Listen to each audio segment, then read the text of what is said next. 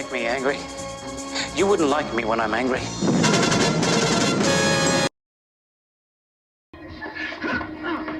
I'm making angry.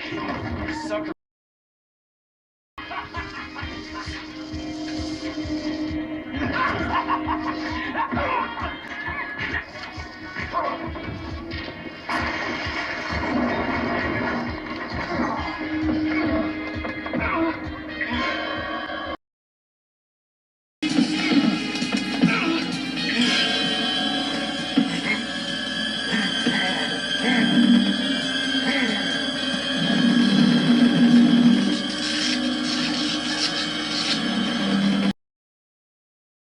Blowing away a fleeing suspect with my .44 Magnum used to be everything to me. I enjoyed it. Well, who wouldn't? What do we have for entertainment? Cops kicking gypsies on the pavement. Hell with them fellas.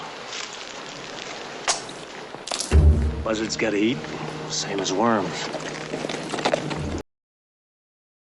Tough room. All right, one more. Little Johnny, no!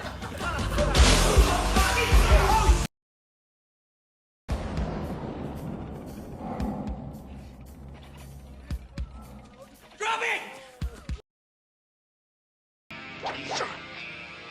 Damn you!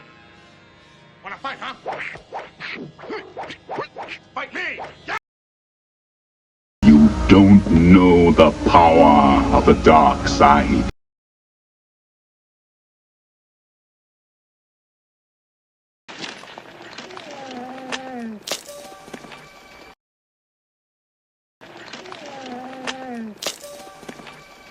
Well, you might as well ride along with us. $1 a bottle. It works wonders on wounds. Works wonders on just about everything, huh? It can do most anything. How was it with stings?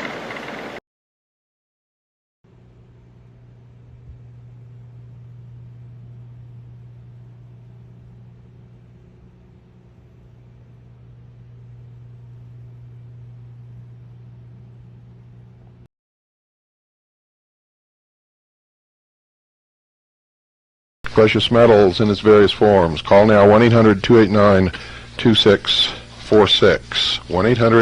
1-800-289-2646. Now I'm going to let you in on a few little secrets that you need to know. Delta. Delta, the name of the fourth letter of the Greek alphabet. In form, it is a triangle and was considered by the ancient Egyptians a symbol of fire and also of God. In the Scottish and French systems, and also that of the Knights Templar, the triangle or delta is the symbol of the unspeakable name. I-N-R-I. In effect, Jesus Nazarenus Rex Idarum, which means Jesus of Nazareth, King of the Jews. The inscription which was placed upon the cross of the Savior. In the philosophical lodge, they represent fire, salt, sulfur, and mercury. In the system of the Rosicrucians, they had a similar use. Igne, natura, renovatur, integra, which literally transfer means by fire, nature is perfectly renewed. This idea is also found in the degree of Knights Adepts of the Eagle or the Sun. Don't go away. From the Rose Cross College, which is a resume of the teachings and proceedings of the Rose Cross College during its session held in the month of October 1916 on the 400th anniversary of the founding of the order, the Imperialistic Council and Venerable Order of the Magi, its instructions and the official degree, Priests of Melchizedek, the Knights of Chivalry, and Order of the Holy Grail. Edited by R. Swinburne Clymer, October, and copyrighted 1917, published at Beverly Hall, Quakertown, Pennsylvania. At the close of the June convocation of the Rose Cross Order and Sacred College, it became evident that a convocation of the Sacred College in the Order of the Magi would be necessary in October in order to continue the work and commemorate the anniversary of the foundation of the Rose Cross Order dating from the year 1516.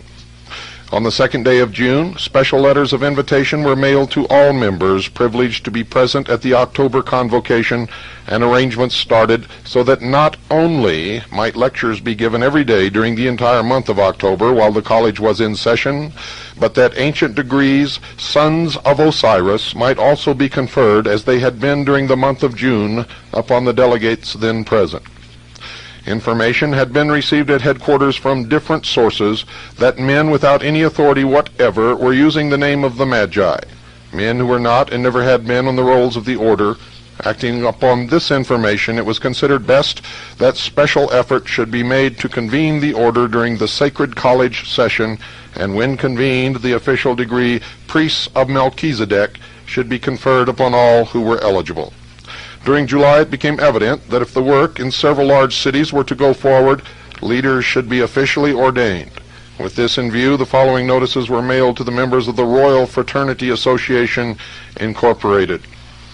My dear brother, in accordance with the power vested in me as President of the Royal Fraternity Association, Incorporated, and at the request of the Order of the Illuminati, degree Knights of the Rose Cross, I herewith invite you to be present at a special session of the association to begin October 1st and end October 30th, 1916. At this special session of the association, a convening of the Sacred Rose Cross College shall be called, and besides the regular work of the college when in session, the special work of ordaining 2 members of the fraternity, namely Mr. Charles C. Brown, Buffalo, New York, and Mr. A.W. Witt, Kansas City, Missouri, in accordance with the provision in the bylaws of the corporation, to wit, quote, this corporation shall have the power to call a convocation at any time, and when so convened shall have the power to select teachers and to ordain such teachers to the ministry as shall in their opinion be fitted for the position. And such ordained men shall have the power and the right to officiate at weddings and at funerals, and possess all such other powers as ministers of God usually possess. In accordance with the laws made and provided for in our corporation, we issue this invitation that you may be present. God be with you. Fraternally yours, signed R. Swinburne, Clymer, President. All arrangements having been completed during the months of July, August, and September, the delegates began arriving on the last day of September, and on the first day of October, nearly all had arrived who were to be present during the first session. On October the 2nd, the Sacred College was called to order, and lectures being given in the forenoon, afternoon, and evening of each day by those who had prepared papers. Before the morning lecture, a private session was held, presided over by Charles C. Brown of the Buffalo College, and conducted in the manner of the private classes at college in Buffalo, New York. On the evening of October the 11th, all the delegates repaired to the Grove of Osiris, where the 3 degrees, Ancient Mysteries of Osiris, were conferred upon those delegates not previously initiated. The music, especially prepared for the entire ritual, being furnished by Miss Daisy T. Grove of Buffalo, New York. After these ceremonies, all repaired to the hall, where a dinner was served to all. On the night of the 12th of October, the delegates met in the Rose Cross Chapel, and after the Imperialistic Council and Venerable Order of the Magi had opened in due form and finished its official business, the official degree Priests of Melchizedek was conferred upon all those present. Following the conferring of this degree, the council closed, and a special official session of the Royal Fraternity Association, Incorporated, was called to order. After the opening of the business session of the association, the official letter mailed to members was read by the acting secretary, Miss Vera H. Barr, and approved by officers and members present. It was then moved and seconded that Mr. A. W. Witt of Kansas City, Missouri, should be ordained to the ministry in harmony with the corporate powers. Mr. Witt was called upon to make his confession of faith and allegiance to the Church of Illumination and to read the thesis prepared for that purpose. The ordination in due form followed. After the ordination of Mr. Witt, the following resolutions passed by the officers of the corporation in special session on March 10, 1916, were officially approved by all members present.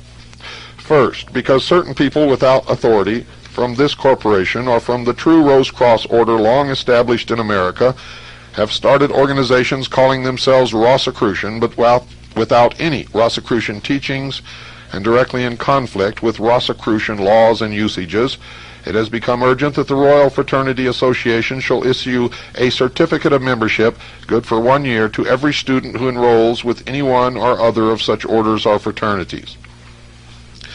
The fee for such membership certificates shall be 25 cents to cover cost of issue and clerk hire. At the expiration of 1 year, the holder thereof shall make application for a new certificate. All such certificates shall be on record in the office of the president of the corporation.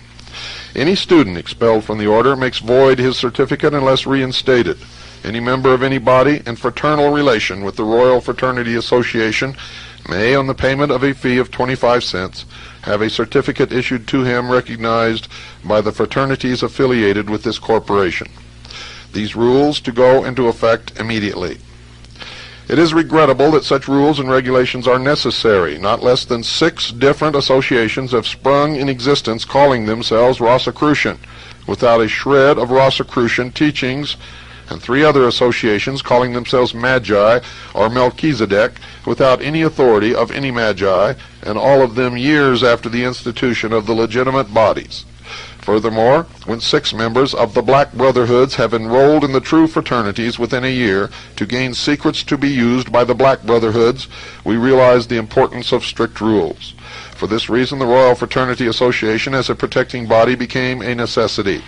Following the session of the Imperialistic Council of the Magi and the session of the Royal Fraternity Association, a midnight dinner, the October Feast of the Gods, was partaken of by those present. On the night of October 13th, after the opening of the official session of the corporation, the following resolution, voiced by the chairman and seconded by Reverend A.W. Witt, was passed. Under the Royal Fraternity Association, during the convocation of the Sacred College, that the Order of Knighthood, known as Knights of Chivalry, Order of the Holy Grail, be reinstituted. That at this meeting, 1 Sir Knight should be created by the Grand Sir Knight, and that this Sir Knight should select his lady for the coming year, and that during the year following this Sir Knight should select men either within or without the order, that at the next June convocation of the Sacred College, such men selected by him, and not more than 9, attend the Sacred College convocation and be created knights. Those in turn to select their ladies, either from within or without the order, but from within if possible. Only men of the highest standing to be selected, men of the highest moral character, men chivalric towards womanhood. Each man must study and be familiar with the labors of chivalry, legends of the Holy Grail or Holy Grail, and the Golden Fleece of the Jason Society. After the first year, that a certain number of men worthy of the honor be selected, also ladies to the same number, the total of men knights not to exceed 199 during the first 7 years. That the first one to be selected and created a Sir Knight be August Rue, spelled R-H-U, medical doctor of Marion, Ohio, because of high attainments in his profession and the favorable aspects of the heavens to his nativity and of the prophecy made by those who know. Biography: August Rue, Marion, Ohio, specialty surgery and gynecology. Born in Seneca County, Ohio. Graduated from Western Reserve University, Medical Department, Cleveland, Ohio, 1885. Fellow American College of Surgeons, 1914. Yearly special course in surgery and medicine since 1885. Is also an author.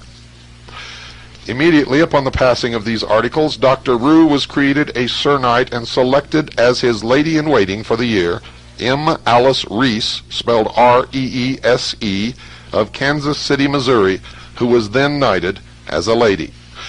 R. Swinburne Clymer, as Grand Sir Knight, was ordered to prepare rules and regulations for the Sir Knights after ancient usages.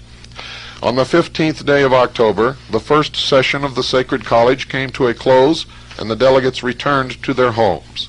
The officers remained for the second session.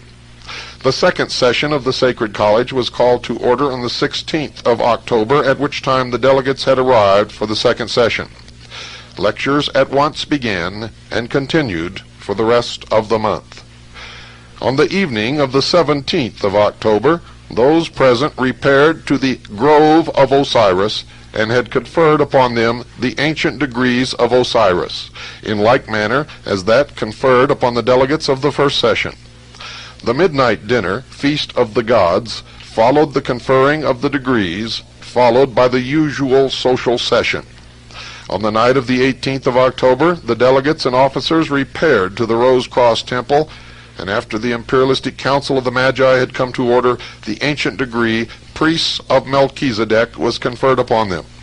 After closing the temple in due form, an official session of the Royal Fraternity Association, Incorporated, was called to order. Charles C. Brown of Buffalo, New York, was brought before the session and requested to make his confession of faith and allegiance to the Church of Illumination and read his thesis. He was then ordained to the ministry in due form. After Mr. Brown had been ordained and the business of the corporation brought to a close, a dinner was served to those present.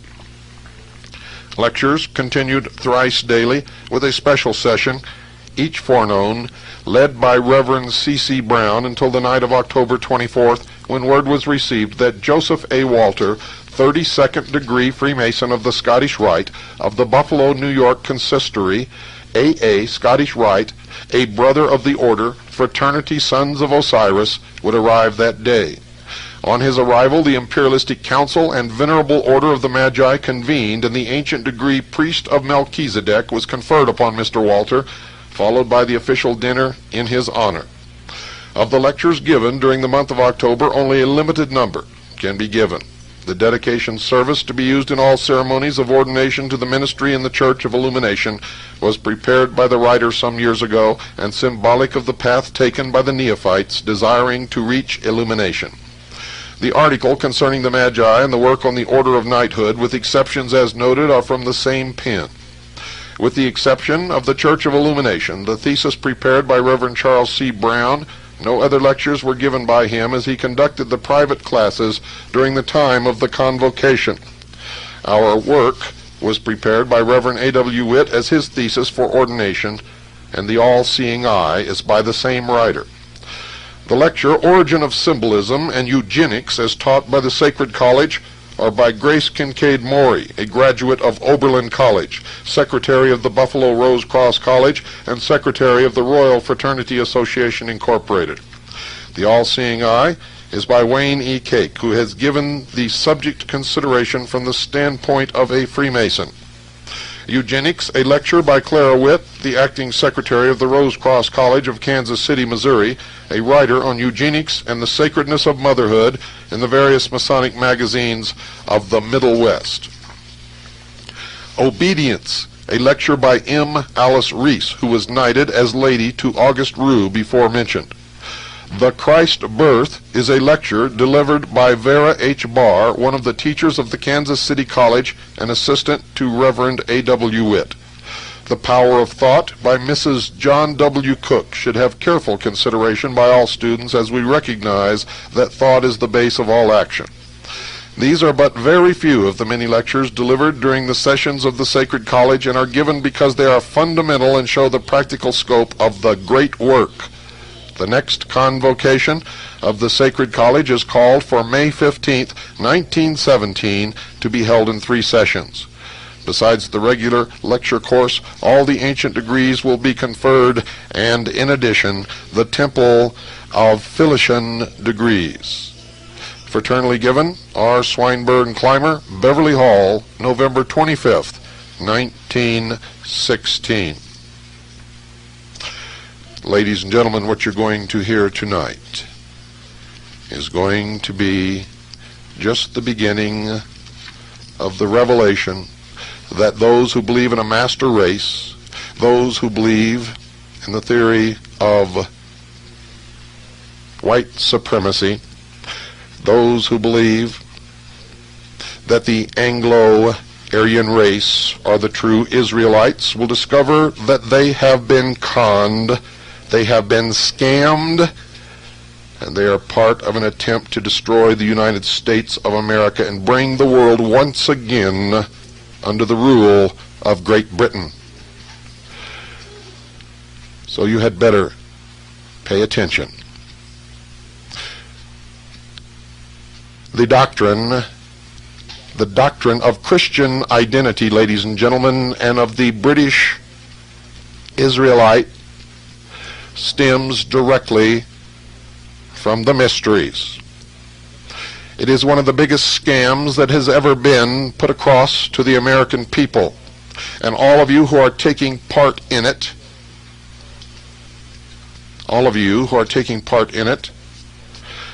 are, for all intents and purposes, calling Jesus Christ a liar. You are also helping in a great plan to destroy this great nation and bring about a one-world, totalitarian, socialist government upon the face of this earth. And if you listen carefully and take notes, and if you go to the sources that we give you, you will discover this on your own. And if you study your own history, if you are of Aryan or Anglo descent, you will discover that there is no Hebrew root in your language. You will discover that your ancestors were primitive, fierce, terrible tribesmen who indulged in human sacrifice and worshipped the sun in temples such as Stonehenge. And if you're smart, you will join all those people in the world who want freedom, irregardless of their race, color, or creed. You will stop buying in to the Hegelian dialectic of divide and conquer, in which they separate us, feed us lies, and send us off to kill each other, while they place the chains about our ankles. Don't go away, ladies and gentlemen. I'll be right back after this very short pause. You know,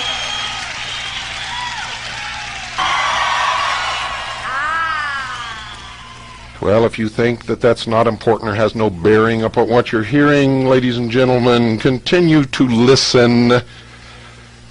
Take the doctrine out of your head that you don't want to hear the facts because you already know what you believe. Take the pin labeled Archie Bunker off of the front of your shirt and throw it in the trash can. And pay attention and get smart and wise up. Stop being sheeple. The Order of the Holy Grail. Few people are acquainted with the fact that the flower of manhood in France and England belonged to knighthoods founded ages ago, their object being the recognition of and the homage due womanhood. These orders bear the names of Knights of the Garter in England, whose insignia is the garter, and Knights of France, represented by the fleur-de-lis. Both these orders, ladies and gentlemen, were founded by men belonging to an older and nobler order, Knights of the Holy Grail, who took advantage of a trivial circumstance to establish these orders for the protection of womanhood. Though the knights were in search of the Holy Grail, their own soul, the Grail represents their own soul, they were ever ready to fight for their country, for womanhood, and the sacred mysteries. Other orders, dating back many periods of time under different names and emblems, entertained the same high-minded chivalric motives. The motto of the Knights of the Garter, Honi soit qui mal y pense, translated, reads, "Evil to him who evil thinks." This phrase fell from the lips of Edward III as he penned the garter, "Guard her to his arm." To the initiated, this motto takes on a deeper meaning. In its most exalted purity, it was used by knights centuries before the Christian era. The garter is a feminine emblem, supposedly unseen unless by accident. A mishap to a noted countess caused the garter to become the insignia of one of the great orders in history. The greatest movements of an age often appear accidental. The fleur-de-lis is also an emblem of woman, and most of the symbols of the present and earlier ages are characteristic of eternal feminine.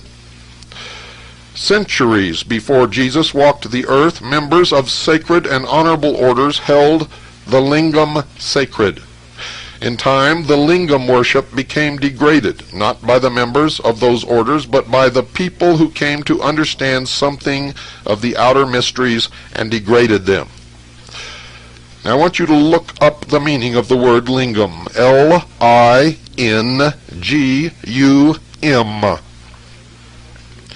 The faith of both Christian and Catholic devotees is symbolized by emblems of sex. The Christian cross indicates the male and the heart, that of the opposite sex. Both cross and heart are creative or phallic emblems. There is nothing greater or higher in the universe of God than creative power. The power that can create can also recreate and regenerate. If we honor the Creator, why not the created creation? All the wisdom, philosophy underlying the knights of the different orders and the mythologies was based upon creative power. Probably the most beautiful and purest of mythological stories is that of Eros and Psyche, the story of the soul and its earth career.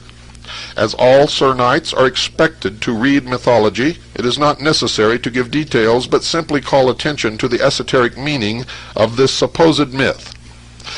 Aphrodite, or Venus, the fairest queen in the Greek heaven of the immortal gods, was subject to pride and jealousy and demanded homage because of her sex and beauty. Psyche, the soul, untainted by sin, was possessed of a beauty far more attractive and compelling than the mere physical beauty of Aphrodite. The inference is plain. They were rivals. In her innocence, Psyche worshipped Artemis, or purity, the deity of virgins. She had no desire to attend the festivals of Aphrodite, the goddess of love and beauty, because she knew not of love and beauty.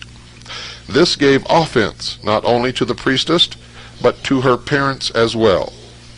The parents called by us temptation, which is the beginning of all knowledge, induced her to appear before the goddess in all her purity and innocence. The worshippers fell down before her. Such obeisance to another beauty roused the anger and jealousy of Aphrodite, who vowed vengeance on the radiant Psyche. Not having sinned, only listened to temptation, Psyche was really not subject to punishment.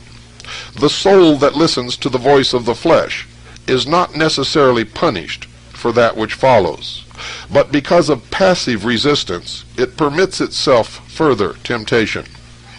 Aphrodite, symbol of Earth Mother and procreation, resented the adulation bestowed upon innocence.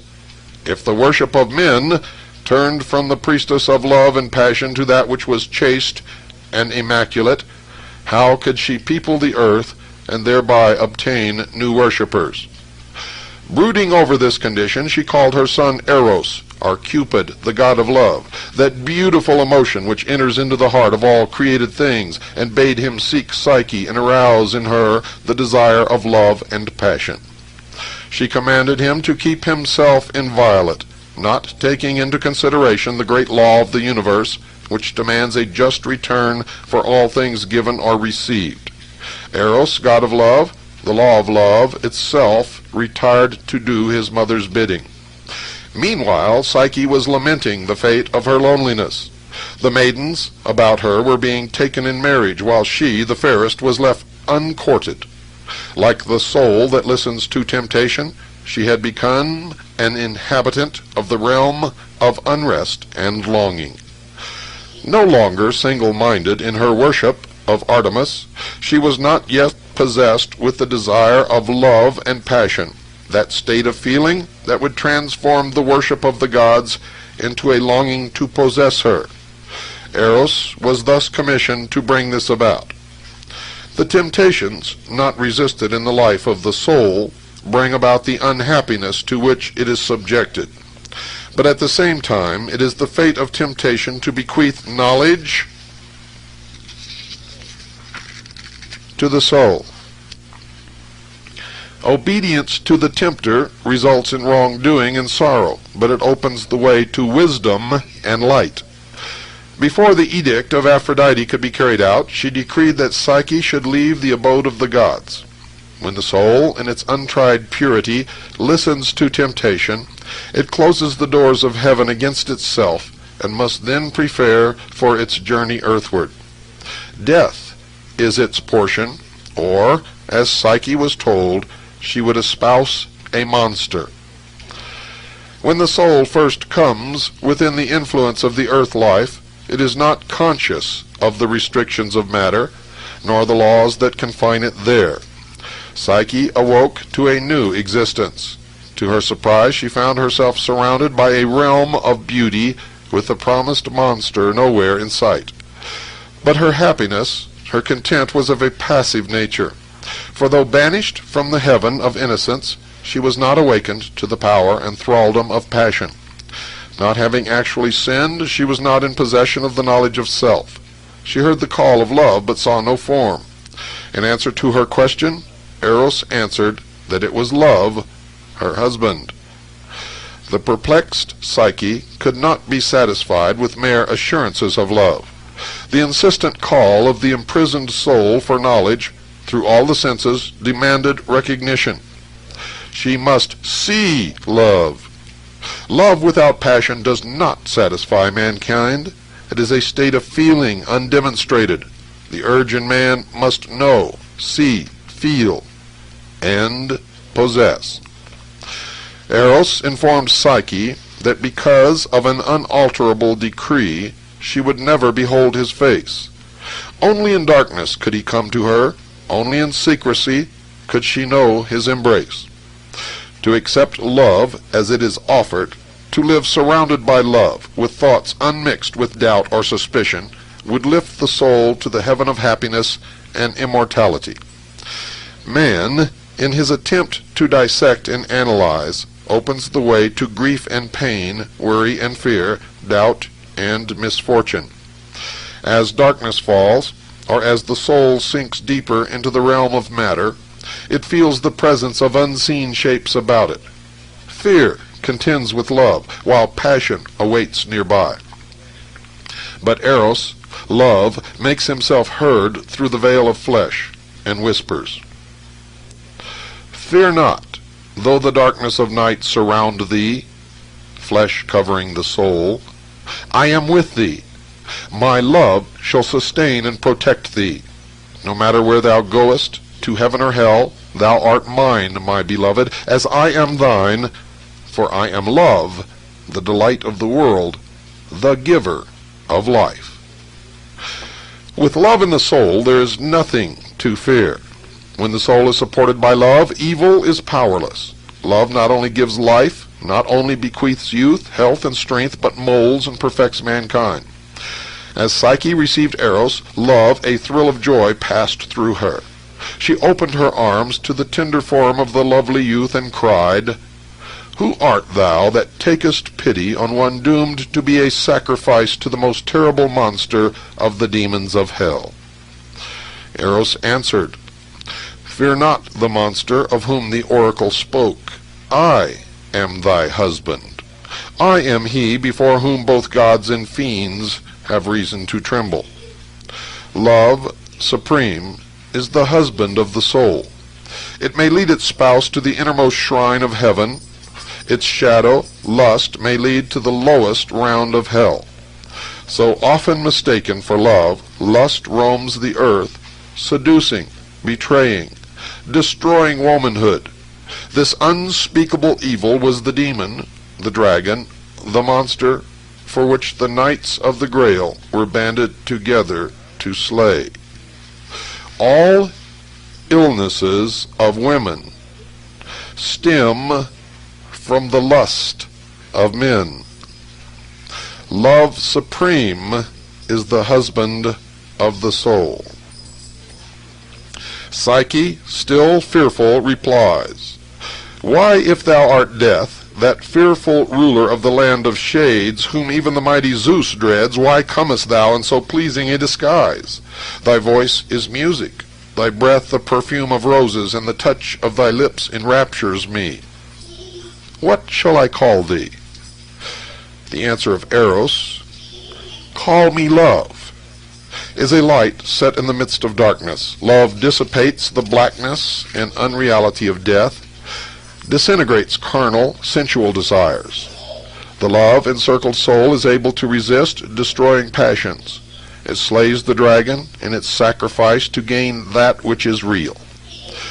Interpreted in another way, death, in the pleasing disguise of reward and release, kisses the lips of the weary, bids the soul fear not, and liberates it from the thraldom of earth.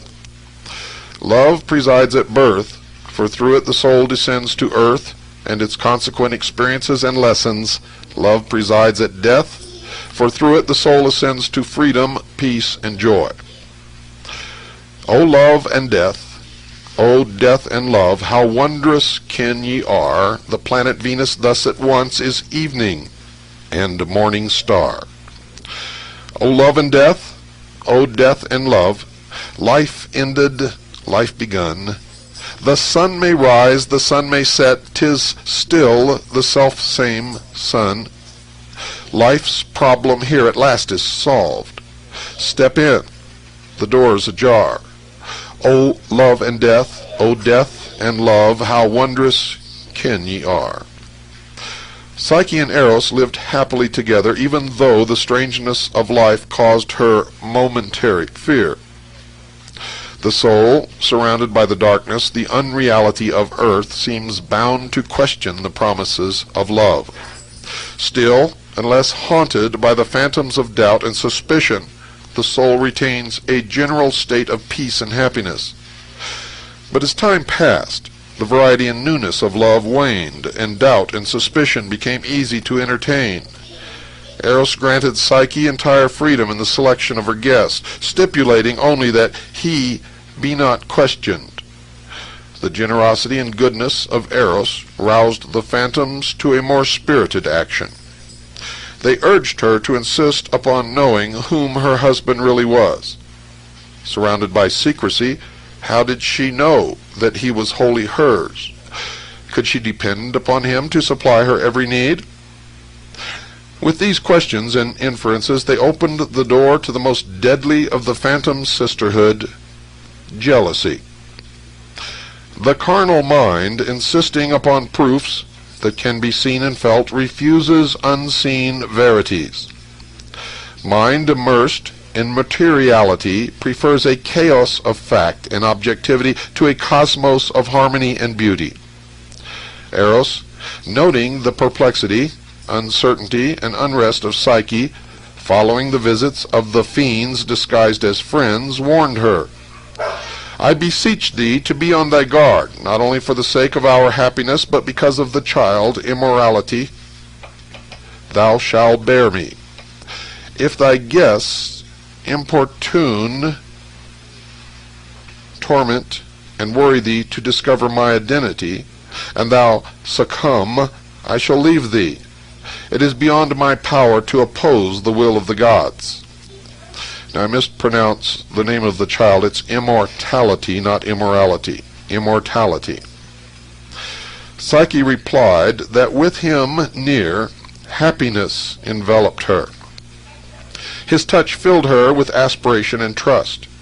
His voice, as the wings of faith, lifted her to the realms of peace and security, but often she felt alone, and the group of sisters, though ugly, entertained her. It came about that inquisitiveness and fear were added to the brood that daily haunted the heart Psyche. Surrounded by their influence, Eros was helpless. Though possessed of the power of the gods, love cannot dwell in the heart of suspicion. At last, unable to resist the combined influence of the demons, Psyche was persuaded to take her lamp, steal quietly into the chamber of Eros, and gaze upon the face of her beloved. As it lay revealed, a drop of oil caused him to awaken. At the instant of revelation, beholding a being of wondrous youth and beauty, she knew her fears, doubts, and suspicions to be groundless. At the moment of realization that she had possessed all that heart and life could desire, because of a broken law, it was taken from her. The fiend of disobedience had completed her undoing. Psyche, Psyche, thou hast betrayed me. Now must I leave thee. Alone shalt thou suffer from the intrigues of thine enemies. Eros and Psyche parted. Love and soul were divided. In other words, soul, because of questionings, unbeliefs, doubts, unrest, severed itself from the heaven of faith, peace, and happiness. This is the story and the reason of the pilgrimage of the soul on the earth plane. How often is this story repeated in the homes of thousands today? Faith, security, happiness, bartered for doubts, suspicions, and jealousies. Psyche, adrift, despairing, was bereft of all things but hope. Having discovered the destructive power of evil thought, she turned about to win back the love, the heaven she had forfeited. To human justice, it would seem that now Aphrodite, divine law, would relent, having witnessed the undoing of Psyche. But not so. The pain and suffering and longing of Psyche could in no wise mitigate her punishment. Thou shalt by no means come out thence till thou hast paid the uttermost farthing. To have reinstated Psyche among the gods would presuppose a power greater than law, which could nullify or soften its own edicts. Law is not annulled when all is lost through obedience, disobedience. Law is not annulled when all is lost through disobedience. Through pain and travail does one gradually win back their lost estate. Now Psyche called upon all the gods to aid her in recovering love. Her prayers and supplications failed to reach that high heaven, for a broken law becomes an impenetrable wall between an entreaty and its fulfillment. Hera, wife of Zeus, queen of heaven, and knowing all things, that goddess who dwelt near earth and presided over married life, pitied Psyche, saying, Would that I could present thy petition unto Zeus, mighty ruler of all men. That cannot be, for the word of Aphrodite is powerful, and her decrees inviolable. Thou hast brought about this thy fate. Endure the trials that shall come upon thee. Believe thou shalt dwell again in heaven, and work out thine own salvation. Psyche, whose one desire was to recover the delight and happiness of the past, endured the trials. She accepted the punishments. She passed the tests imposed upon her. As the reality of the statement became apparent to her that, to the soul without love, all is empty and hopeless, she turned as to a friend to the god of death, that monster whom she had most dreaded, and begged him to take her to the realm of Hades. The performance of that journey was the extreme penance for disobedience. And in the willingness to suffer death, in the willingness to be purged of all sin, she brought about her release, for she had paid the uttermost farthing. Now, hearing of the voluntary journey of Psyche that she might regain love, Eros flew to her assistance, liberating her from the Stygian slumber, awakening her to life and love and youth. Ah, Psyche, thou most perished to atone for thy fault. Knowest thou not that only the gods can pass and repass the river Styx? To them it is a fountain of youth, but if mortals drink of it, it binds them to the wheel of birth and death. The gods recognize thy expiation and bid thee drink of this cup of immortality. Now had Psyche reproached Eros for her unhappiness, had she refused to place the cause of her sin and suffering upon herself, had she given up the search for lost love, the usual fate of mankind would have been hers. Unhappiness, poverty, worry, sickness, stagnation, death are the result of ceasing to search, to struggle, to conquer. The soul forfeits love and immortality through disobedience. It achieves love and immortality through faith and trust and loyalty. Death is the problem of life, but love is its solution.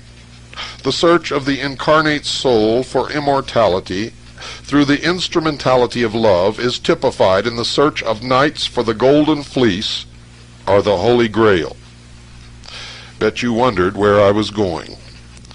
The legend of Eros and Psyche may be interpreted as the soul in search of love and immortality, enduring anguish and suffering caused by the sins of fear, doubt, suspicion, and disobedience.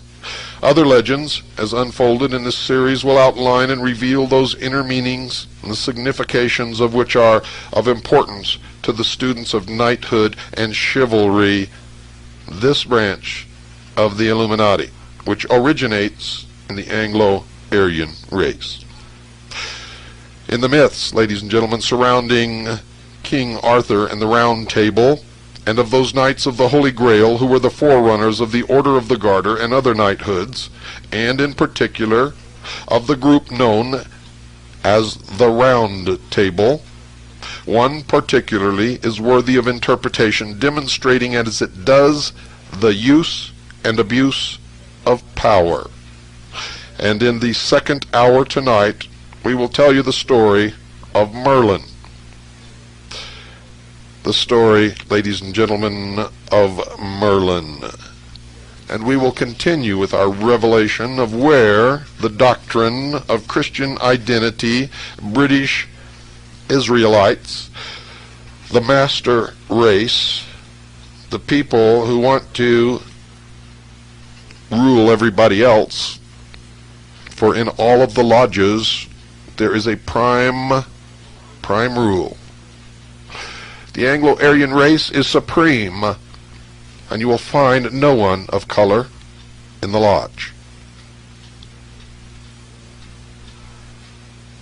Ladies and gentlemen, this scenario has been played out throughout the history of man. It has never changed.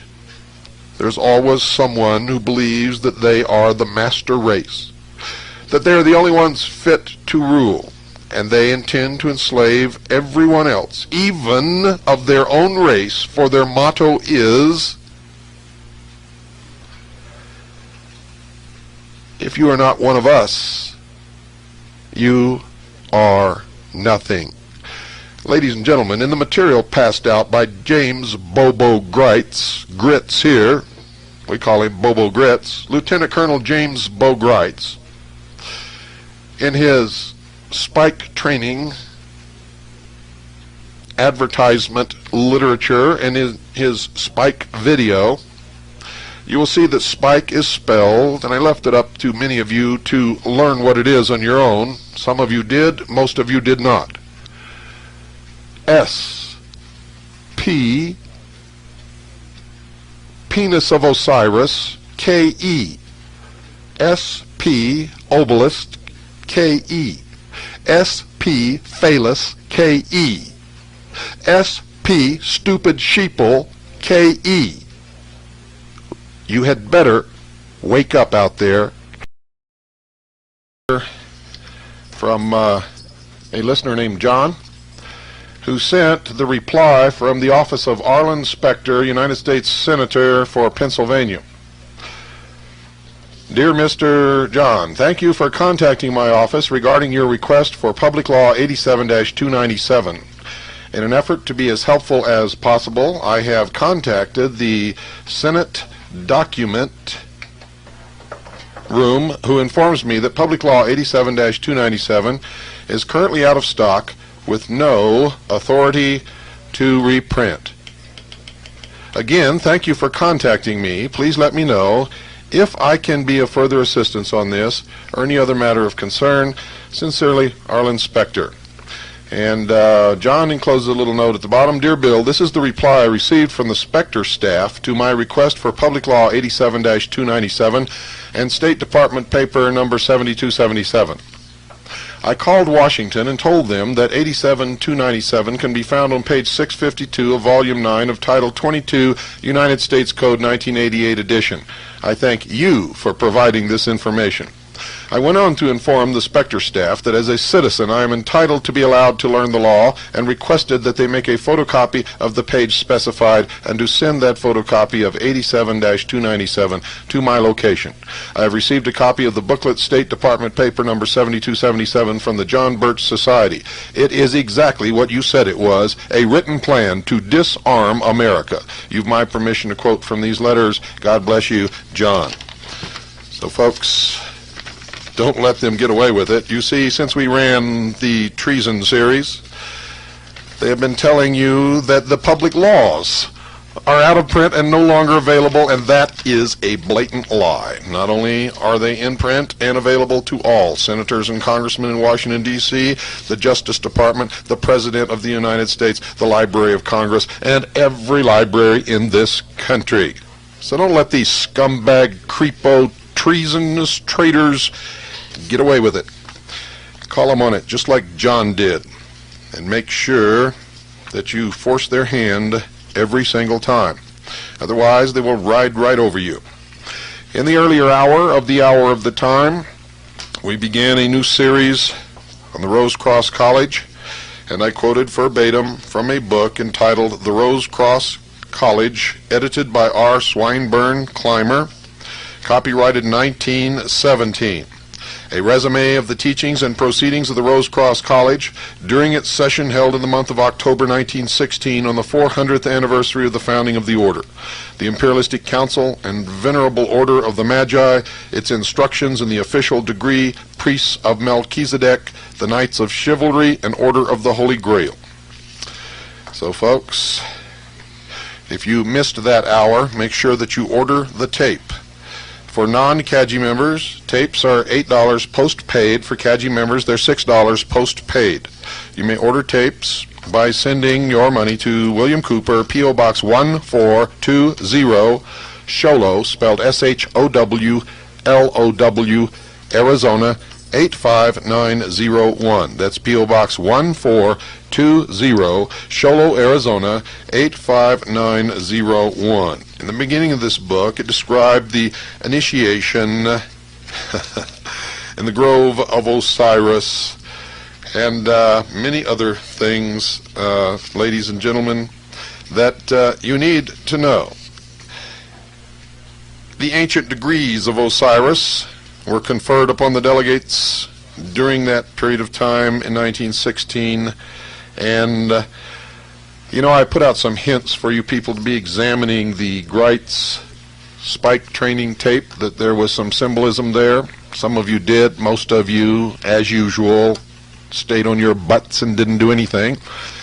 And many of you have been sucked in by Mr. Trojan Horse himself, Lieutenant Colonel James Bobo Gritz. If you look real closely at his spike training literature and his spike training video, you will see that spike is spelled S-P obelisk K-E.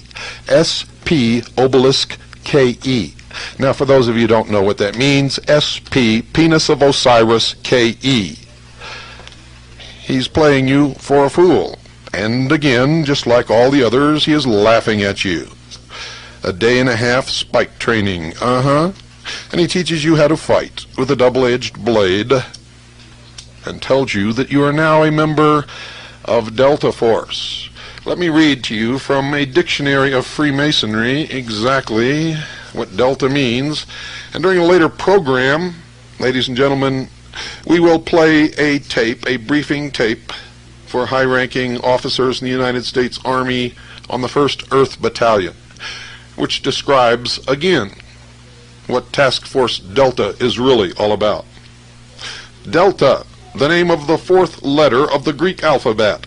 In form, it is a triangle and was considered by the ancient Egyptians a symbol of fire, and also of God. In the Scottish and French systems, and also that of the Knights Templar, the triangle or delta is a symbol of the unspeakable name. And we go back a little farther, ladies and gentlemen, I-N-R-I, Jesus, Nazarenus Rex Udiorum, Jesus of Nazareth, King of the Jews, the inscription which was placed upon the cross of the Savior. In the Philosophical Lodge, they represent fire, salt, sulfur, and mercury. In the system of the Rosicrucians, they had a similar use, igni natura renovatur integra, meaning literally, by fire, nature is perfectly renewed. This idea is also found in the degree of knights adepts of the eagle or of the sun. Remember, fires connected to delta. Remember that they burn their enemies to purify the soul so that the enemies will not come back after them. Don't go away. You, my dear sheeple, have an awful lot to learn. Governments are controlled and operated by a few, not with the thought of producing the most good for the greatest number of people, but to obtain power and riches for the few at the expense of the many. The few are waiting in streams of gold, while the many are growing under hard burdens. In the myths surrounding King Arthur and the Round Table and those knights of the Holy Grail who were the forerunners of the Order of the Garter and other knighthoods, one particularly is worthy of interpretation, demonstrating as it does the use and abuse of power. The story of Merlin is soon told. Merlin was the son of no mortal father, but of an incubus, one of a class of beings not absolutely wicked, but far from good, who inhabited regions of the air. Merlin's mother was a virtuous young woman, who on the birth of her son entrusted him to a priest, who hurried him to the baptismal font, and so saved him from sharing the lot of his father, though he retained many marks of his unearthly origin. At this time, Vortigern reigned in Britain. He was a usurper who had caused the death of his sovereign, Moins, and driven the two brothers of the late king, whose names were Uther and Pendragon, into banishment. Vortigern, who lived in constant fear of the return of the rightful heirs of the kingdom, began to erect a strong tower for defense. The edifice, when brought by the workmen to a certain height, 3 times fell to the ground without any apparent cause. The king consulted his astrologers on this wonderful event and learned from them that it would be necessary to bathe the cornerstone of the foundation with the blood of a child born without a mortal father. In search of such an infant, Vortigern sent his messengers all over the kingdom, and they, by accident, discovered Merlin, whose lineage seemed to point him out as the individual wanted. They took him to the king, but Merlin, young as he was, explained to the king the absurdity of attempting to rescue the fabric by such means, for he told him the true cause of the instability of the tower was its being placed over the den of 2 immense dragons whose combats shook the earth above them. The king ordered his workmen to dig beneath the tower, and when they had done so, they discovered 2 enormous serpents, the one white as milk, the other red as fire. The multitude looked on with amazement till the serpents, slowly rising from their den and expanding their enormous folds, began the combat. When everyone fled in terror, except Merlin, who stood by, clapping his hands and cheering on the conflict, the red dragon was slain, and the white one, gliding through a cleft in the rock, disappeared. These animals typified, as Merlin afterwards explained, the invasion of Uther and Pendragon, the rightful princes, who soon after landed with a great army. Vortigern was defeated, and afterwards burned alive in the castle he had taken such pains to construct. On the death of Vortigern, Pendragon ascended the throne. Merlin became his chief advisor, and often assisted the king by his magical arts. Merlin, who knew the range of all their arts, had built the king his havens, ships, and halls. Vivian. Merlin continued to be a favorite counselor through the reigns of Pendragon, Uther, and Arthur, and at last disappeared from view and was no more found among men through the treachery of his mistress, Vivian the fairy, which happened in this wise. Merlin, having become enamored of the fair Vivian, the Lady of the Lake, was weak enough to impart to her various important secrets of his art, being impelled by fatal destiny, of which he was at the same time fully aware. The lady, however, was not content with his devotion, unbounded as it seems to have been, but cast about. The romance tells us how she might detain him forevermore, and one day addressed him in these terms: "Sir, I would that we should make a fair place, and a suitable, so contrived by art and by cunning, that it might never be undone, and that you and I should be there in joy and solace." "My lady," said Merlin, "I will do all this." "Sir," said she, "I would not have you do it, but you shall teach me, and I will do it, and then it will be more to my mind." "I grant you this," said Merlin. Then he began to devise, and the damsel put it all in writing. And when he had devised the whole, then had the damsel full great joy, and showed him greater semblance of love than she had ever before made, and they sojourned together a long, long while. At length it fell out that as they were going one day hand in hand through the forest of Broceliande, they found a bush of white thorn which was laden with flowers, and they seated themselves under the shade of this white thorn upon the green grass, and Merlin laid his head upon the damsel's lap and fell asleep. Then the damsel rose and made a ring with her wimple round the bush and round Merlin, and began her enchantments such as he himself had taught her. And 9 times she made the ring, and 9 times she made the enchantment, and then she went and sat down by him, and placed his head again upon her lap. And when he awoke and looked around him, it seemed to him that he was enclosed in the strongest tower in the world, and laid upon a fair bed. Then said he to the dame, "My lady, you have deceived me, unless you abide with me, for no one hath power to unmake this tower, but you alone." She then promised she would be often there, and in this she held her covenant with him. And Merlin never went out of that tower where his mistress Vivienne had enclosed him, but she entered and went out again when she listed. After this event, Merlin was never more known to hold converse with any mortal but Vivienne, except on one and only one occasion. Arthur, having for some time missed him from his court, sent several of his knights in search of him, and among the number Sir Gawain, who met with a very unpleasant adventure while engaged in this quest, happening to pass a damsel on his road and neglecting to salute her, as all true knights should. She revenged herself for his incivility by transforming him into a hideous dwarf. He was bewailing aloud his evil fortune as he went through the forest of Broceliande, when suddenly he heard the voice of one groaning on his right hand, and looking that way, he could see nothing save a kind of smoke which seemed like air, and through which he could not pass. Merlin then addressed him from out of the smoke, and told him by what misadventure he was imprisoned there. "Ah, sir," he added, "you will never see me more, and that grieves me, but I cannot remedy it.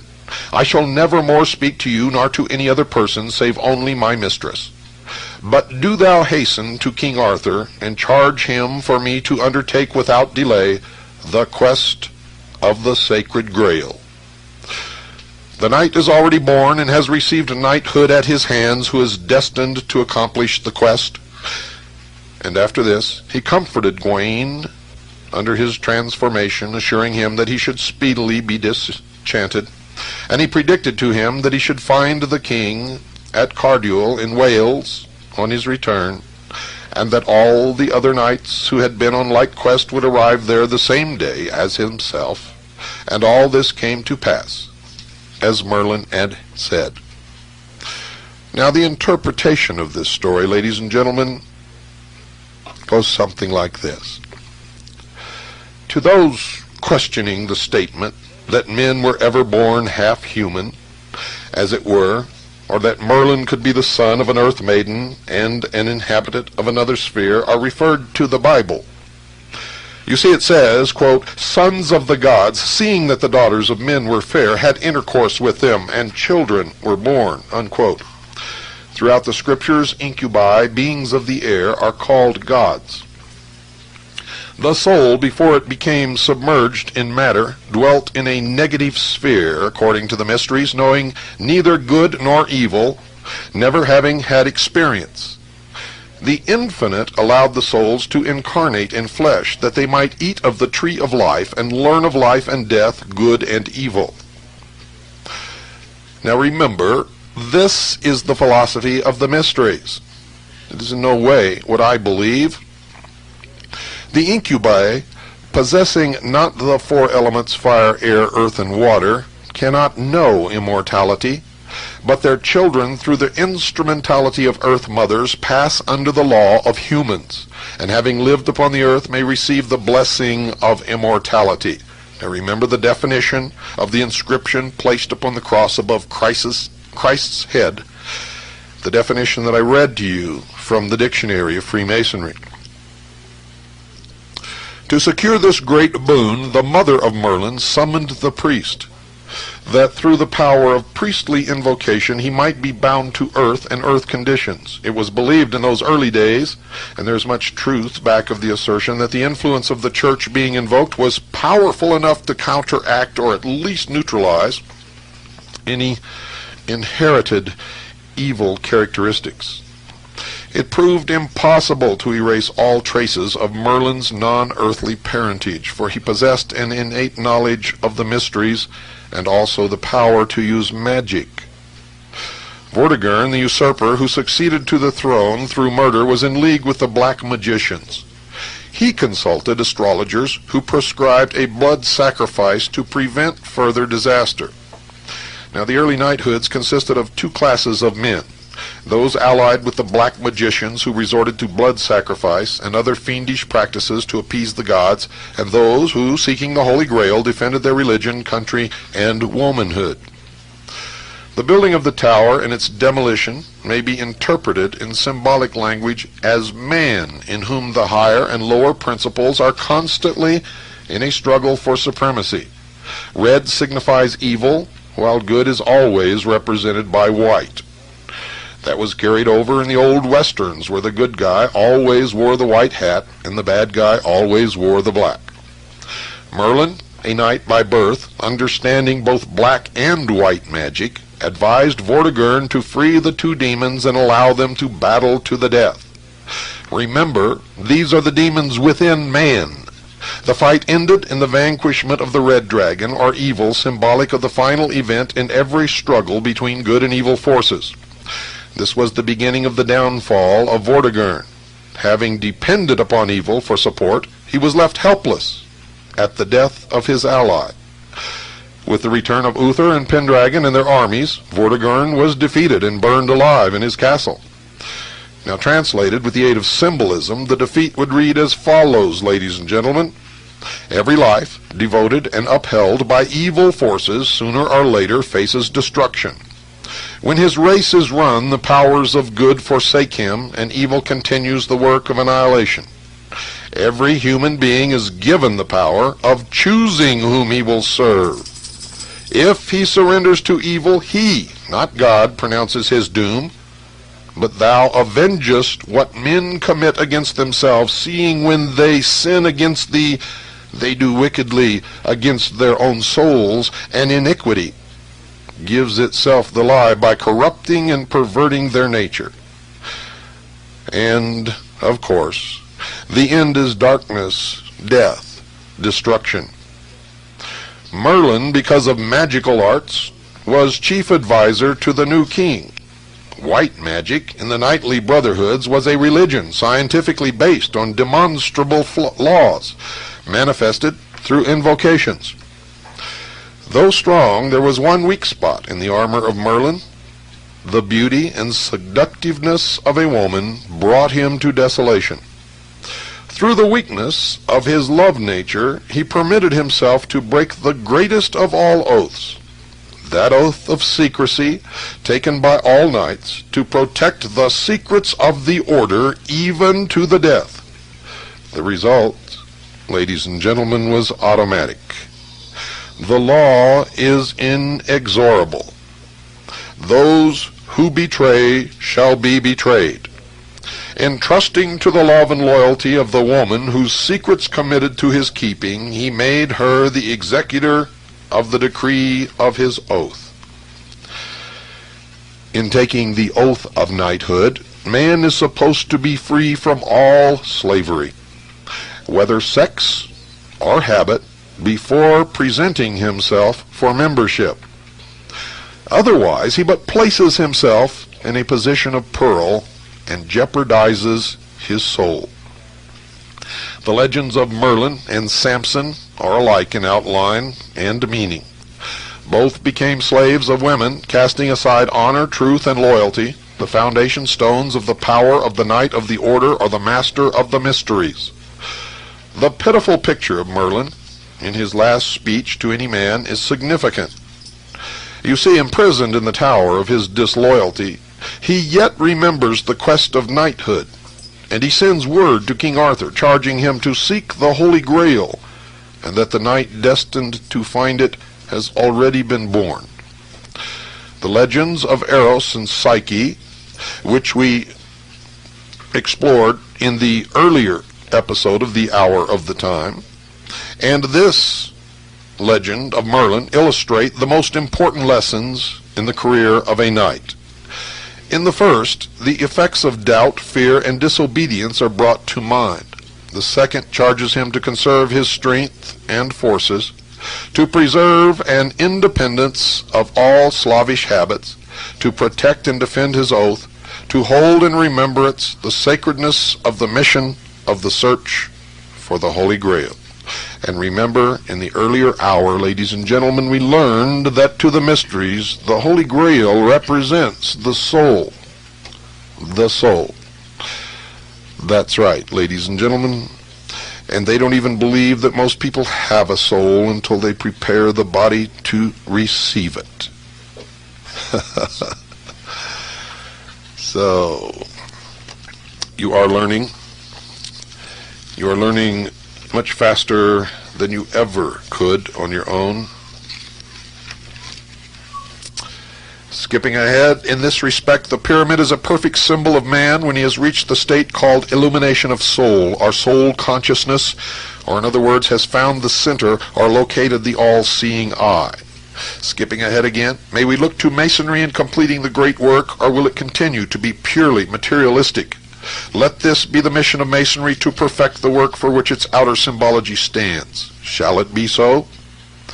This is an admission that they are purely materialistic at this point and have been throughout their history.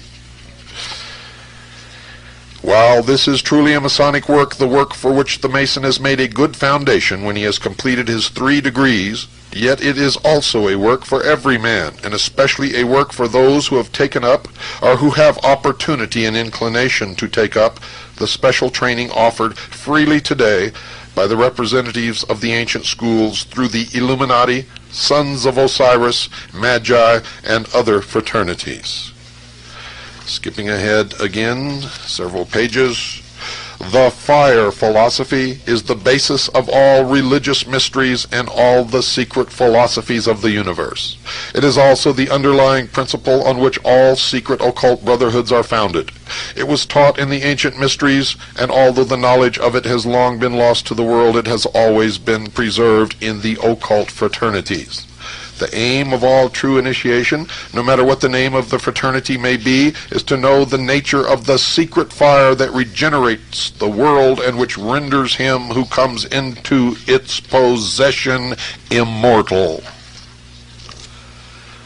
The mystic has always held that Masonry was one of the bases upon which religion was founded, that the mysteries of Masonry, when fully understood, are the same as the ancient mysteries, and therefore the mysteries of religion itself. The way to godhood, be thou a man, and thou mayest be a god. Be a man, and thou mayest be a god. This is the divine command of the new age. The new commandment teaches how to live, that manhood shall be the first great stage of growth, and that godhood may follow manhood. Lieutenant Colonel James Bogrites is a 32nd degree Freemason of the Scottish Rite. He is a member of the Mormon Church and has been initiated in the temple ceremony in which it is revealed to him that Lucifer is the god that he follows, that Christ had his chance on earth and failed, and that it is Lucifer's turn. This can be found and referenced and confirmed fully in a book entitled The God Makers, and in the videotape by the same name. Don't go away, folks. We'll be right back.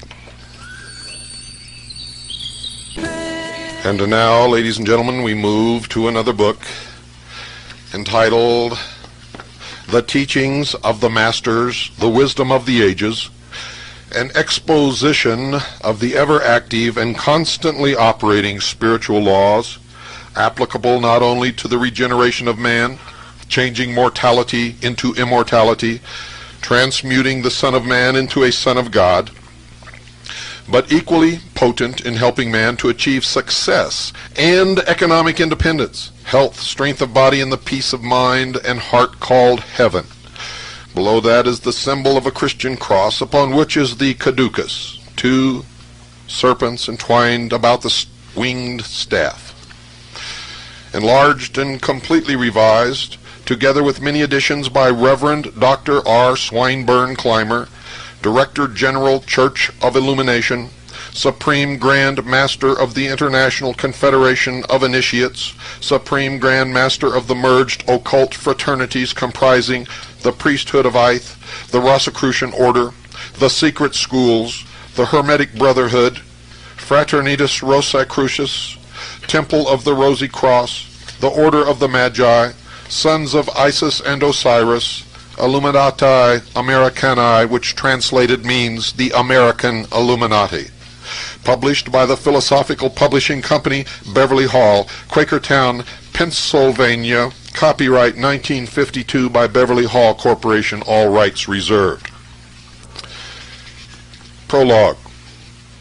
Early in the year 1916, instructions were received from the Count M. de St. Vincent, Supreme Hierarch of the Fraternitas Rosicrucis, to make preparations for a sacred convocation on the 68th anniversary of the establishment of the Supreme Grand Dome of the Fraternitas and Associate Organizations as established in America by Dr. Paschal Beverly Randolph. At this convocation, which was to convene on June 1st, 1916, the neophyte body was to be informed of a crisis that would be the beginning of the enslavement of the people of America in a manner so insidious that they would not be aware of it. America was to become engaged in a war that would be only the beginning of greater wars. It was prophesied that an effort would be made to destroy the Christian religion so secretly and silently that only the alert and elect would be aware of this activity. This effort is in full bloom today and is making atheists out of millions, even before their churches are destroyed, the reverse of what has happened and is happening in other countries. At this convocation, we were instructed to hold daily lectures on subjects vitally important to all, in fact, to all the world, and more especially so to neophytes of the August Fraternity. These instructions were to be after the manner of Plato and the Round Table of King Arthur. In addition, we were to prepare for the exemplification of the entire ritual of the fraternity, Sons of Osiris, up to and including the Royal Purple Degree, the ultimate of ancient ritualistic initiation, symbolizing the neophyte's travels and efforts, beginning with the first step and including the final step, which is the second, or spiritual birth. So, ladies and gentlemen, you are now beginning to learn some things that you thought was absolutely impossible, and I've told you on many episodes of The Hour of the Time that none of this is hidden. Anyone can find it. Anyone, that is, except sheeple who are too lazy to get up and look. Those who will may. I am a messenger. Do not doubt that ever. And the message that I am bringing you is clear. It is concise, and there can be no mistake in its interpretation. You must wake up now or be enslaved. The war has begun many years ago. The war was declared by our enemies upon us. We are absolutely within our rights to restore our nation using any method or any manner that is required in so doing. You had better listen. Some years ago, R. Swinburne Clymer, following his graduation as a physician and author of many books, among them The Mysticism of Masonry, The Rosicrucians, Their Teachings, The Mysteries of Osiris, a book for members only, The Philosophy of Fire, Soul, Science, and Immortality, and more than 30 other works, bought a mountainous tract of land, and on this was built Beverly Hall, an assembly hall, press room, chemical laboratories, which surrounded by orchards, vineyards, and rose gardens, set amongst terrace lawns,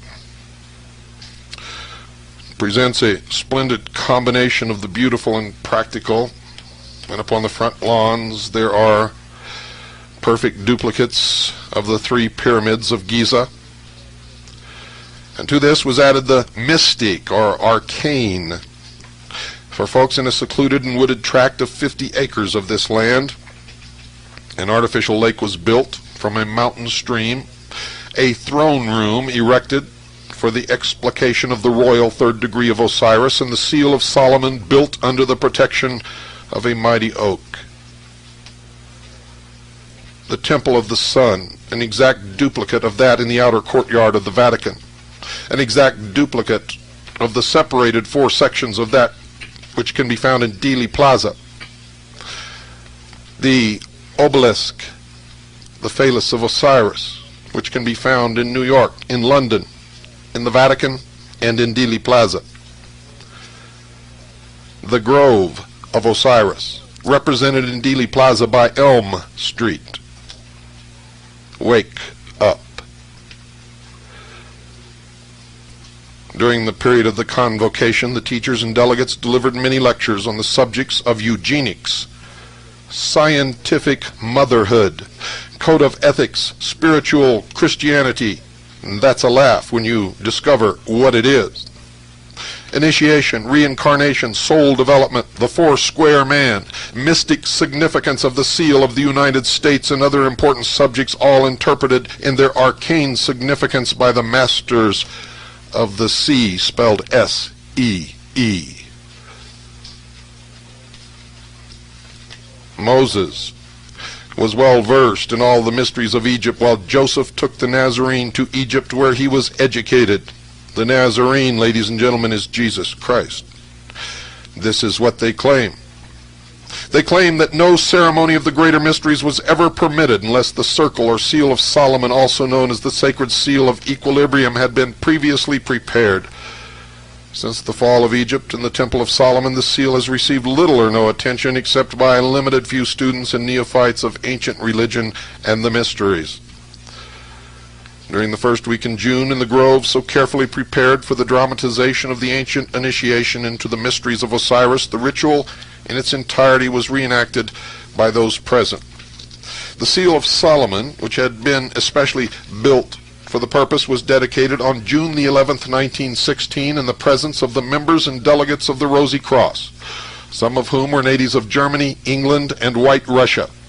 This was in accordance with and after the manner of the system practiced by the ancient initiate priests of Egypt and the altar in the Temple of Solomon.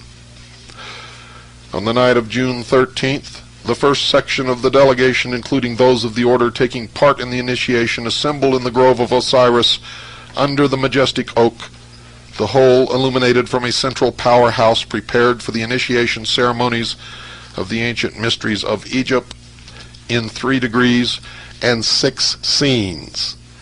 3 degrees and 6 scenes, represented by the number 18, are 666. It is the number of a man. That man is the illumined man who has passed the travails of the 3 degrees in 6 acts. It is the man. It is the Antichrist. It is the rulers of the new world order.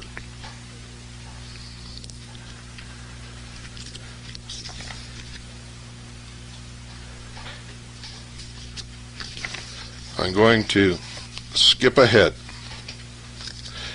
Ladies and gentlemen, for we must go to that portion that is relevant to what you need to learn tonight. And we will continue. If we do not finish tonight, and I guarantee you we will not, we will finish sometime in the future, but we will continue on consecutive nights with this until we do. Few Americans of the present day have the slightest idea of how fortunate they are and that they are living in the greatest, freest nation that ever existed despite its many shortcomings. Now remember, I'm reading this from the book Teachings of the Masters. Neither are they aware that America, the land overshadowed with wings, is at the crossroads, one leading to greater freedom, both individual and universal, and the other to the most abject and degrading serfdom, as a result of failing to accept the full responsibility for the management of their personal and governmental affairs so that these may harmonize with the ancient prophecies. Remember, I warned you, and I told you that is exactly what is happening. This was the great experiment. If you had proven worthy, this could have been the New World Order, sheeple. A still lesser number are aware that the history of America from its very beginning to the end of its days, whether for good or ill, is told in its seal, exactly as I have told you on past programs. While only the very few know that their own destiny is irrevocably interwoven with the destiny of America, America the last trying chamber for human souls, and that when this trial is over, either heaven or hell will reign supreme. Few care because they selfishly think only of themselves. They forget the future welfare of their sons and daughters. And of course, we saw that when you all patted your sons and daughters on the butt and sent them off to die in a war in the desert in the Middle East, all the while claiming that they were going off to fight for their country, you fools. Desert scam. An old saying has it that familiarity breeds contempt. As a corollary to this, there should be another maxim. We are blind to that which we see so frequently. Most Americans, even though the spirit of America dwells within them, are actually only dimly aware that the great seal of the first actually free country in the world shows an eagle, a constellation of stars, an olive branch, and a set of 13 arrows. This is the seal we all know. Symbolically, the eagle overshadows the land by its protective wings, but only as long as man proves worthy of such overshadowing or protection.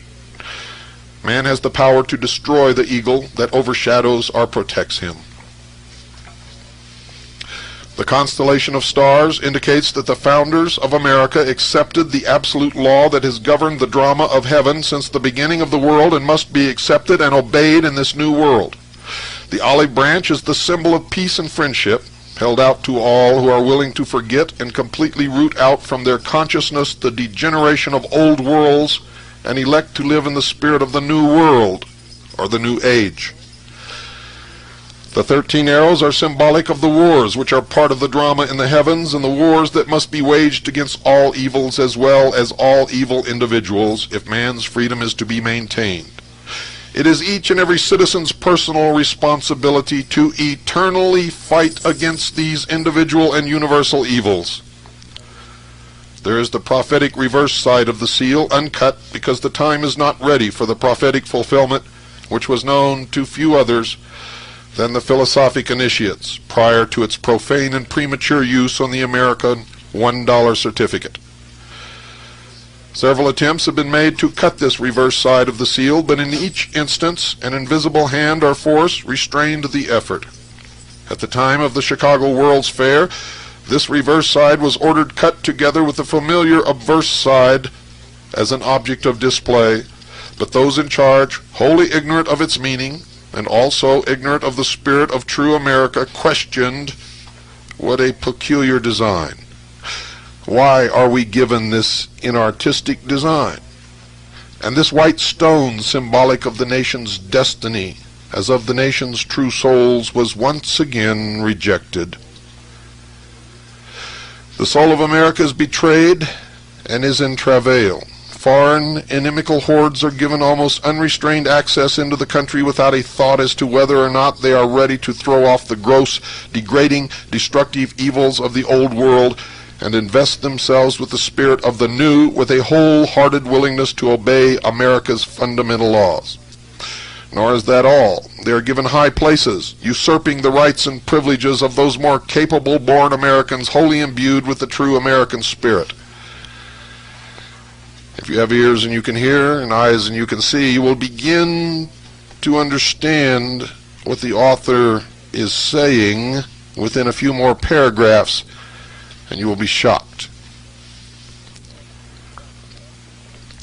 This helps bring about the gradual degradation of all that is truly American. So much so that the eagle whose wings overshadow America is gradually folding her wings and withdrawing heaven's protection. The time has come when a full knowledge of the twofold seal and all it stands for shall be made known to the people, so they may accept and be protected or saved, or ignore and be damned, and swept into the sea of oblivion, as have been other nations before America, because they permitted foreign invasion and the adoption of destructive ideas to take the place of the constructive ideas which had made them great. America must awaken. She must be awakened by one means or another. Her own safety and the welfare of her own people must be protected against all foreign spawned ideologies, born as the result of selfishness and defiance of God himself, and all his laws, laws which throughout the eons have preserved the world and the drama of heaven. Through the peoples of nations unnumbered have perished as a result of their own disobedience and degradation. America, its people, individually and collectively, must become valiant, and now henceforth stand before the world as exemplars. They must be leaders and promulgators of a new and equitable system of ethics, religious inculcations based on sound material and spiritual truths, and a citizenship that is honorable and noble, a justice and generosity to other nations that is unquestioned, but without the weakness of cowardly compromise, lacking all honor and fairness to her own people, and emphasize the possibility of brotherhood based on individual, personal freedom, and obedience to laws that apply universally. Now, to digress, but vital to our thesis, late in the afternoon of July 14th, 1776, the New Continental Congress resolved that Dr. Franklin, Mr. J. Adams, and Mr. Jefferson be a committee to prepare a device for a seal of the United States of America, all of these men members of the mystery religion. The committee was identical with the one that had drawn up the Declaration of Independence, except for the omission of Robert Livingston and Roger Sherman. The Declaration itself had been signed about 2 o'clock in the afternoon, and Congress desired to at once complete the evidence of the independence of the United States and of its people by formally adopting an official sign of sovereignty and national coat of arms. The coat of arms of England, the mother country, illustrated the union of Judah's lion with the unicorn of lost Israel.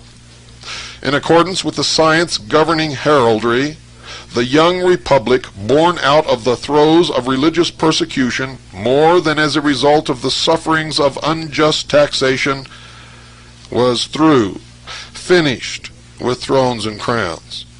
It was ready to blaze a new path under the shadow of the eagle's wings through the forest of the New World in the cause of liberty, which should express her descent from the spirit of the Christian peoples of all nations and open a door for all who sought help and shelter upon her shores. She rejected British Israelism. She rejected the Lion of Judah. In the early colonial days, a knowledge of heraldry was considered an important part of education, just as throughout the ages it was necessary to have an understanding of symbolism, which indicated a knowledge of the governing law of the universe and the drama of the ages and their effect on humanity, individuality, and collectively. It was through William Barton, son of the rector of St. James Episcopal Church of Philadelphia, learned in heraldry, and Baron Prestwich of England, that the designs expressive of America's destiny were developed and drawn. First, you must understand that the lion represents the tribe of Judah. Judah was not a part of the state of Israel. That is a historical fact, ladies and gentlemen. Israel was separate from the tribe of Judah and Benjamin. Our forefathers knew this. The British apparently do not, and neither, apparently, do identity Christians.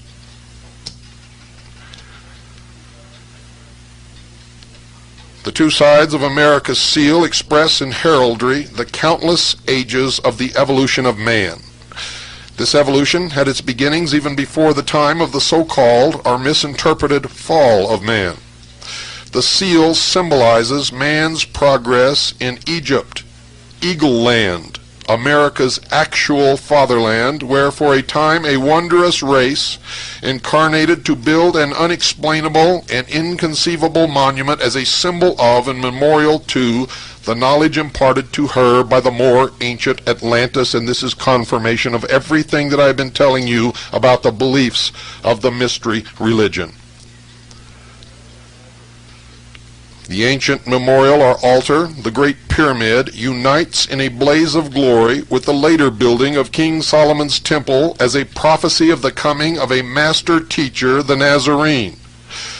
He should be trained, taught, and initiated in the Eagle Land and bring into manifestation the human spiritual temple, perfecting the Son of Man into the Son of God as a fulfillment of ancient prophecy that in this same Egypt there should remain an altar where light should shine in the land of darkness.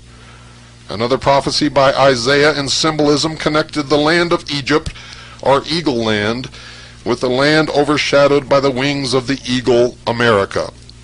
Where there is an altar, Statue of Liberty, upon which is burning the light of freedom for all who accept the law and are worthy of their freedom.